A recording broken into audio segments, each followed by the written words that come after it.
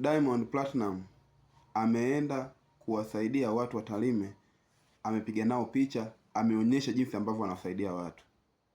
Sasa kuna baadhi ya watu wanakasirika, anasema kwamba kwa nini asingewasaidia kimya kimya? Kwa nini asingewasaidia bila kuwapiga picha, bila kuwaonyesha? Kwa hiyo ni mtu ambaye anatengeneza content. Kutengeneza content sio kitu kibaya, ni kitu kizuri. Na kitu alichokifanya kwa upande wangu mimi naona kuwa ni kitu kizuri sana sana sana. Na watu wengine wakiwa wanafanya hivyo ni vizuri wakawa wanarekodi, wanaweka mtandaoni.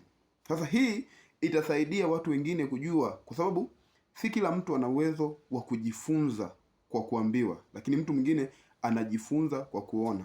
Kwa hiyo mtu anapoona kuwa yule ni mtu mkubwa na uwezo kuwasaidia watu, hata mimi nafaa na nastahili niwasaidie watu. Kwa hiyo ameonyesha au amefundisha jamii kuwa tuna uhitaji mkubwa sana wa kuwasaidia watu wengine ili waweze kusogea mbele. Hata kama amewasaidia kwa kidogo kidogo, kuna mtu mwingine unajua, na mtu mwingine anaweza kawa anacho kidogo, anaweza kawasaidia watu kwa kupitia kile kidogo alichokuwa nacho. Kwa hiyo hakuna kitu kibaya chochote kile alichokifanya. Ukiona mtu anaongea hivyo, ni ana wivu, lakini pia ni ana mambo yake binafsi.